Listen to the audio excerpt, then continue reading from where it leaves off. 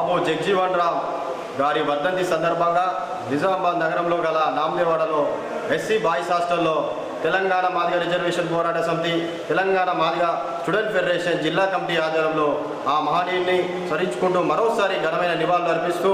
ఆ మహనీయుని ఆశయాల కోసం, ఆయన ఆలోచన విధానం కోసం నిరంతరం పాటుపడుతూనే నిరంతరం ఆలోచన విధానాన్ని ముందు తీసుకుంటూ తెలంగాణ మాదిగ రిజర్వేషన్ పోరాట సమితి ముందుంటున్న విషయం మీ అందరికీ తెలుసు. అదేవిధంగా రానున్న రోజుల్లో తన ఆశయాల కోసం కూడా పనిచేస్తూ ఉంది తెలంగాణ మాదిగ రిజర్వేషన్ పోరాట సమితి.